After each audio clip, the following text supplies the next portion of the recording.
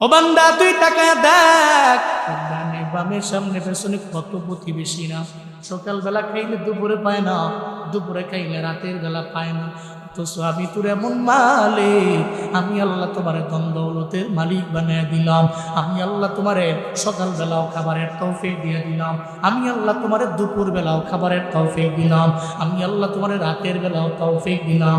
দেখো না, তোমার প্রতিবেশী সকালেও পাইলো না, দুপুরেও পাইলো না, রাতের বেলাও পাইলো না। একটু দেখ, রমজানের রোজার মাধ্যমে আমি আল্লাহ, রমজানের রোজার মাধ্যমে আমি আল্লাহ, আমি আল্লাহ তোমাদের একটু শিখিয়ে দিলাম, তোমাদের ব্রেনের মধ্যে দিয়ে দিলাম। অন্য বান্দারে আমি আল্লাহ দিই নাই, তোমারে দিলাম। একটু তুমি সকালেও খাও নাই, দুপুরেও খাও নাই, রাতেও খাও নাই, না খেয়ে দেখো কেমন কষ্ট লাগে। অথচ আমি আল্লাহ রমজানের বাইরেও একটা প্রতিবেশীরই খাওয়াইলাম না, তোমারে খাওয়াইলাম। আল্লাহ কয়ে করে এটা পরীক্ষা করার জন্য আমি আল্লাহ রোজা দিয়ে দিলাম, যাতে করে তুমি তাকওয়ার লাইনে আগায় যাও, আল্লাহ ভীতির লাইনে আগাইয়া যাও। ও আল্লাহ, এই রমজানের 30টা রোজা রাখার মাধ্যমে তুমি আমাদের তাকওয়ার লাইনে আগায় যাও, চিন্তা পড়েন না। আমি জন্য রমজান আসে আপনাকে পরিবর্তন করার জন্য। রমজান পাইয়া যেই মানুষ ভালো হয়ে যায়, নামাজের লাইনে আগায়, তিলাওয়াতের লাইনে আগায়, এদের নিয়ে ট্রল করিও না। বরং রমজান মাসকে তো পরিবর্তন করার জন্য একটা মানুষ পরিবর্তন হয়ে গেল, হিদায়াতের লাইনে আগায় গেল। তোমার কথার কারণে সে পিছিয়ে যাইতে পারে, কথার কারণেও নামাজ থেকে, রোজা থেকে, তিলাওয়াত থেকে দূরে সরে যেতে পারে। তাহলে আজকে থেকে নিয়ত করব, কেউ যদি রমজান পাইয়া ভালো হয়ে যায়, আমরা তার নিয়ে পিটখারি করব। ইন্না আনজালনাহু ফি লাইলাতুল কদর ওয়া মা আদরাকা মা লাইলাতুল কদর লাইলাতুল কদরি খায়রুম মিন আলফি শাহর তানাজ্জালুল মালাইকাতু ওয়ার রূহু ফিহা বিইذনি রাব্বিহিম মিন কুল্লি আমরিন সালাম সালামুন হিয়া হাত্তা মাতলাইল ফজর। চিল্লা পড়েন আল্লাহু আকবার। আল্লাহ পাক বলেন, তোমরা দামি। কেন দামি? 1 নম্বরে নবীর কারণে, 2 নম্বরে কোরআনের কারণে, 3 নম্বরে রমজানের কারণে, 4 নম্বরে তোমরা কদরের কারণে আল্লাহর দরবারে বড় দামি। কারণ অন্য কোন নবীর উম্মতদের আল্লাহ পাক কদর দেন নাই। আমগো নবীর উম্মতের আল্লাহ পাক লাইলাতুল কদর দিল। এই লাইলাতুল কদর কত পরিমাণে দামি। সূরা কদরের শানে নজুল পড়েন, আজকে বাড়িতে যে মোবাইলে সার্চ দেন, দেখুন ওই জায়গার মধ্যে লেখা আছে আল্লাহ নবীজি সাহাবায়ে কেরাম নিয়ে বসে রইলেন, সাহাবায়ে কেরামদের সামনে নিয়ে বয়ান করতে লাগলেন। সাহাবায়ে কেরামেরা রে বনি ইসরাইলের একজন মুজাহিদ, সে 1000 বছর টানা জিহাদের ময়দানে আল্লাহর রাস্তায় কাটায় দিছে। 1000 বছর, 1000 বছর যুদ্ধের ময়দানে গেছি, কাটিয়ে দিছি, কুরবান করে দিছি। ইবাদতের লাইনে, আমলের লাইনে এত পরিমাণে আগে গেছে। এটা বলার পরে সাহাবায়ে কেরামেরা চোখ দিয়া ঘোরায় পানি পড়ে। নবীজি, তাহলে অন্যান্য নবীর উম্মতেরা আমগো আগে জান্নাতের মধ্যে চলে যাবে। নবীজি নবীজি তাহলে আমরা এখন কি করব? হায়াতের জিন্দেগি কম, মাত্র 60 বছরের, 70 বছরের, 80 বছরের জিন্দেগি। এই জিন্দেগিতে যাই পুঁজি বানাইলাম, যাই আমল করলাম, এই আমল দিয়া বনি ইসরাইলের লোকদের সাথে আমরা পেরে উঠবো না। কারণ আল্লাহ এদের হায়াত দিলেন 1000 বছর, আমাদের হায়াত দিলেন মাত্র 50 বছর, মাত্র 60 বছর, মাত্র 70 বছর। তাহলে এদের সঙ্গে আমরা কেমনে পেরে উঠবো? আল্লাহ নবী কয়ে চিন্তা নাই রে, তোমরা যেই জায়গায় চিন্তায় পড়ে যাও, ওই জায়গায় তো আমার আল্লাহ আছে। আল্লাহ কয়ে জিবরাইল রে, আমার নবীর দরবারে যাও, আমার নবীর দরবারে সূরা কদর নিয়ে চলো, সূরা কদর নিয়ে আমার নবীর উপরে নাজিল করে দাও। আমার নবীর গিয়া সাহাবায়ে কেরামদের জানিয়ে দেওয়ার জন্য বলো, যাতে করে এরা চিন্তা না করে। কারণ নবীর উম্মতেরা হায়াত পাবে 50 বছর, হায়াত পাবে এরা 60 বছর, হায়াত পাবে এরা 70 বছর। অন্যান্য নবীর উম্মতেরা হায়াত পাইল 1000 বছর, 1000, 2000 বছর। আমলের লাইনে আগাইতে পারবে না, এই চিন্তাই তাদের মনে আছে। সূরা কদরের লাইলাতুল কদরি খায়রুম মিন আলফি শাহর, এই আয়াত তেলাওয়াত করে আমার সাহাবায়ে কেরামদের জানিয়ে দাও, আমার বান্দাদের জানিয়ে দাও, যদি এরা একটা রাত যদি তারা শুইরা ওই রাতের বেলা যদি আমলের কাটাইতে পারে একটা রাতের আমলের বিনিময়ে 83 বছর 4 মাস ইবাদত করলে যেই সওয়াব ওই সওয়াব আল্লাহ তার আমলনামায় দিয়ে দিবে। কয় বছর? 83 বছর 4 মাস। সাহাবায়ে কেরাম তো অবাক হয়ে গেছে। নবীজি বলে, সাহাবীরা আর কোনো চিন্তা নেই, কোনো টেনশন নেই। অন্যান্য নবীর উম্মতের আগে তোমরা জান্নাতে কেমনে যাবা জানো? যদি সাবালক হওয়ার পর থেকে 12 বছর রমজান পাও, আর ওই রমজানে যদি লাইলাতুল কদরকে তালাশ করে তোমরা পাইতে পারো, তাহলে এক রাতের বেলা আমল করার বিনিময়ে তোমরা 83 বছর 4 মাস ইবাদতের সওয়াব পাইবে। তাহলে হিসাব দেন এবং গুণ দেন। 83 যদি 12 দিয়ে গুণ দেন, আপনি সাবালক হওয়ার পর থেকে 12 বছর টানা আপনি লাইলাতুল কদর পাইলেন। 1000 বছর আমল করলে যেই সওয়াব, আপনি 12 বছরের লাইলাতুল কদরে আমল করলে সেই সওয়াব। রমজানের ওই রোজা রাখো, রমজানের ওই রোজা রাখো, গুনাহ যাবে ঝরিয়া। আসছে রমজান রহমত লইয়া, আসছে রমজান মাগফিরাত লইয়া। রমজানের ওই রোজা রাখো, রমজানের ওই রোজা রাখো, গুনাহ যাবে ঝরিয়া।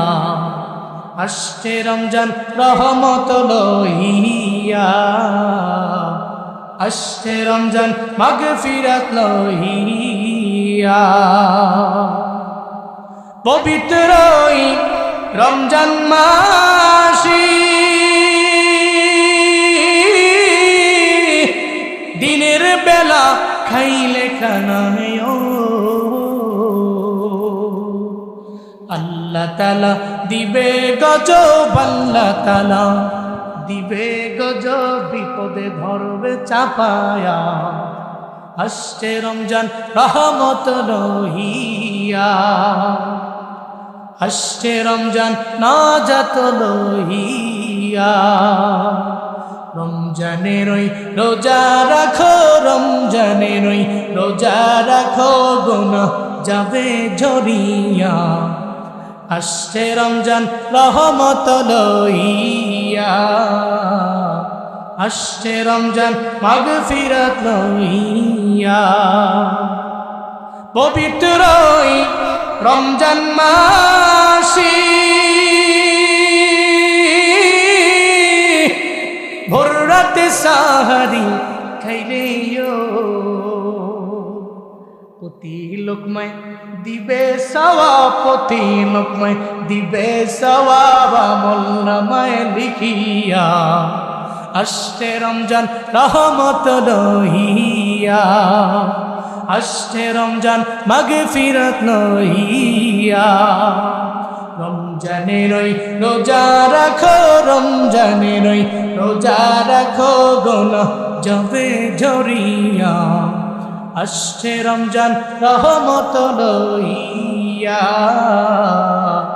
এলো রমজান মাগফিরাত লইয়া, এলো রমজান নাজাত লইয়া, এলো রমজান নাজাত লইয়া। কুনতুম খায়রা উম্মাতিন উখরিজাত লিন-নাসি তা'মুরুনা বিল মা'রুফ تأمرون بالمعروف وتنهون عن المنكر وتؤمنون بالله ولو آمن أهل الكتاب لكان خيرا لهم منهم المؤمنون وأكثرهم الفاسقون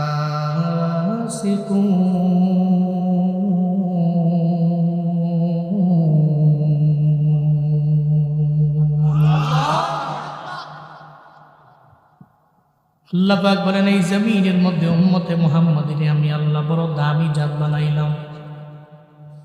উম্মতে মুহাম্মাদি বড় দামি জাত, বড় শ্রেষ্ঠ করে জমিনের মধ্যে আমি আল্লাহ তারে পাঠাইলাম। জমিনে যত নবী পাঠাইলাম, যত নবীর উম্মত আমি আল্লাহ জমিনের মধ্যে পাঠাইলাম, সব নবীর চাইতে দামি নবী আমার পয়গম্বর, আর সব নবীদের উম্মতে চাইতে দামি আমার পয়গম্বরের উম্মত। উম্মতে মুহাম্মাদি বড় দামি,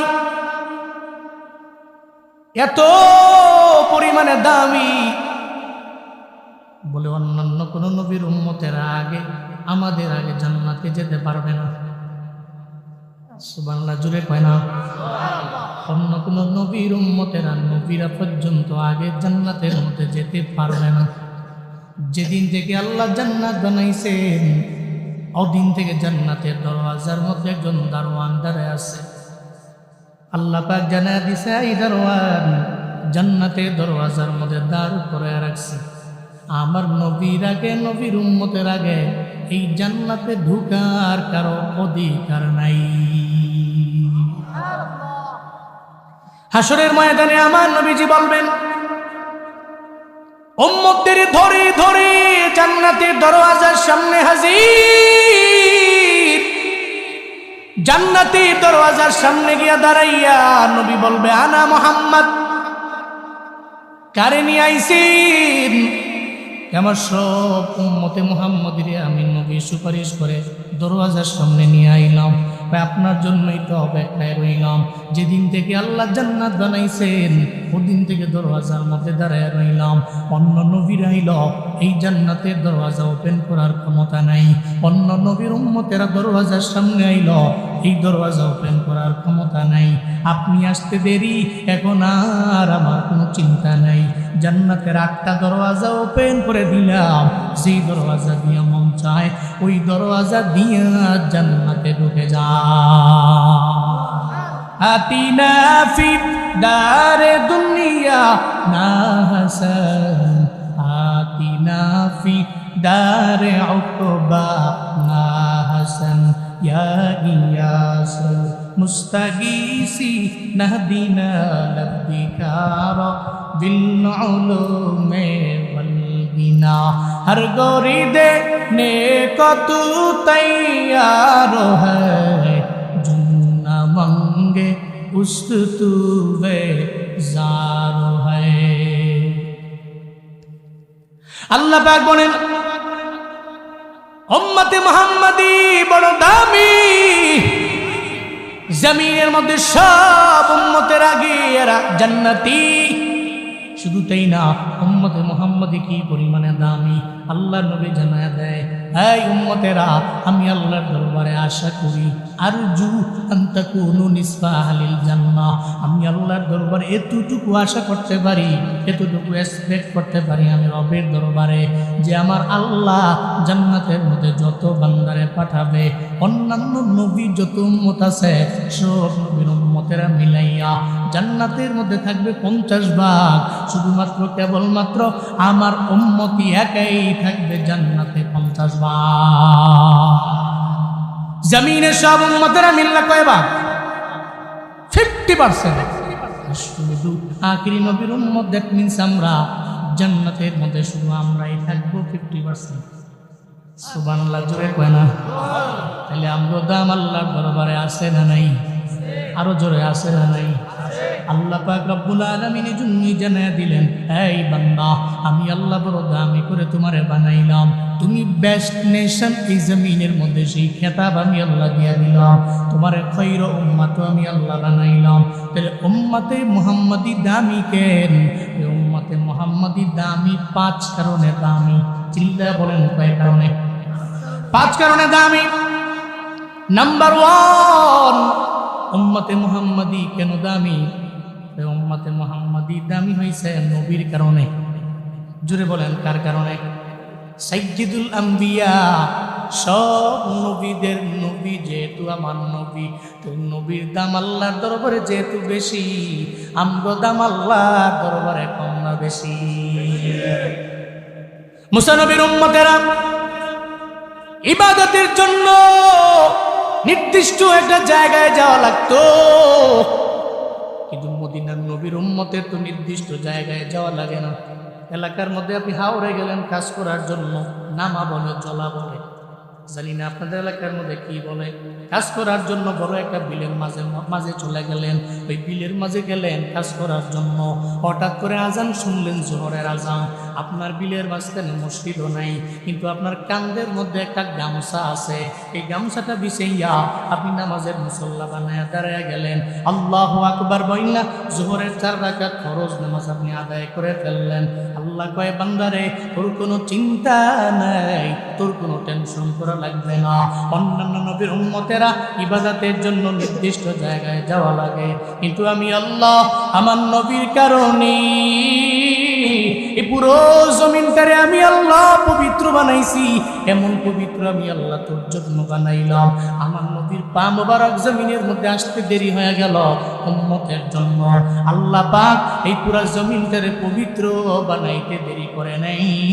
চিল্লায়া পড়া যাবে কি মারহাবা। গামছা বিছায়া দাঁড়ায় গেছে, ওখানে ডাকতেছি, আমার মালিক তুমি কবুল করো।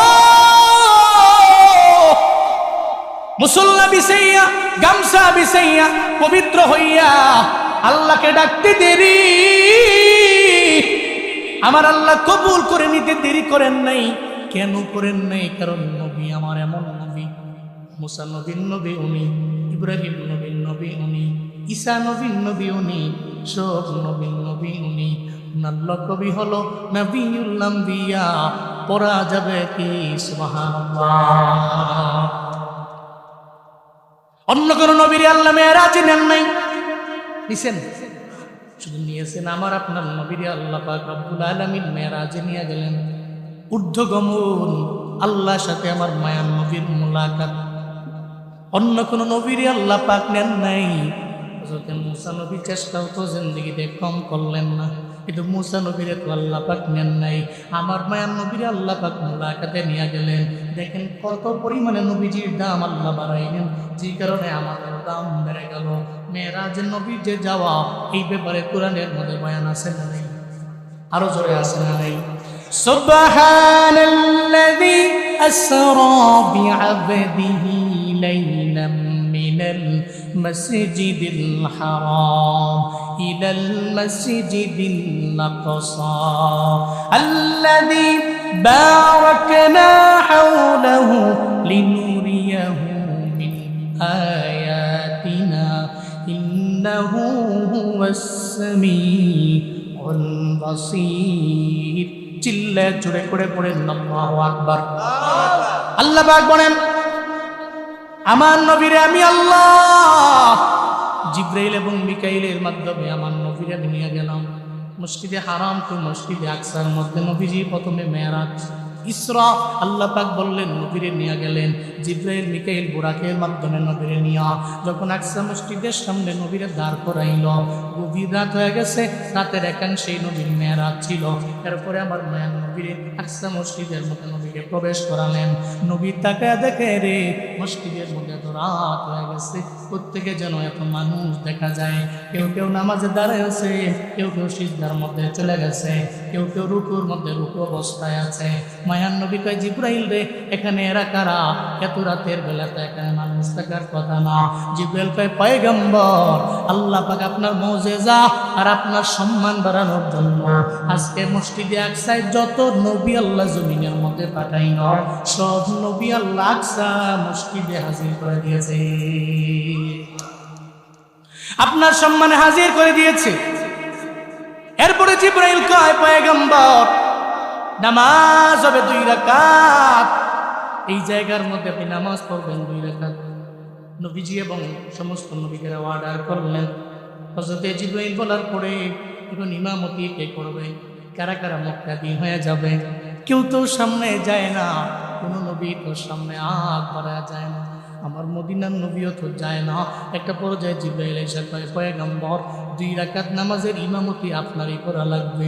আমার নবী কয়, জিবরাইল রে, আমারে কেন পাঠাও? বরং আমার বাবা মিল্লাতা আবিকুম ইব্রাহিম, উনি তো আমার জাতির বাবা, উনি সামনে যাবে, ইমামতি উনি করতে পারবে, আমি না। আমার বাবা আদম তো এখানে হাজির, আমার বাবা আদমে পাঠাও, আদম সামনে যাবে, আমি যাইতে পারবো না।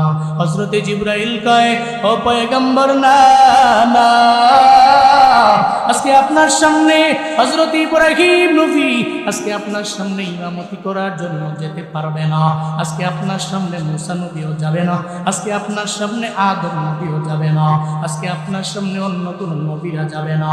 কারণ আপনার দাম আল্লাহ এত বাড়াইছেন, আপনি ইমামুল মুরসালিন, সব রাসূলদের লিডার আপনি। আজকের নামাজ হবে আপনার ইমামতিতে। যত নবী আল্লাহ জমিনের মধ্যে পাঠাইল সব নবী হবে আপনার মুক্তাদি, আপনি হবেন ইমাম। চিল্লায় আওয়াজ করে পড়া যাবে কি মারহাবা। আল্লাহ কয় নবীর দাম আমি বাড়াইছি, এজন্য উম্মতেরা নবীর কারণে দামি। যেই নবীর কারণে দামি হইছো,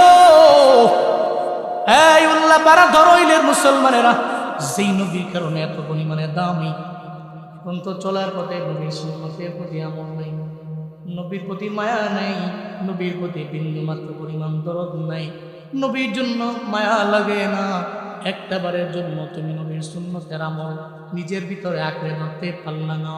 অথচ সিন্নি খাইলা কার দ্বারা? যার দ্বারা তারই তো চিনলা না।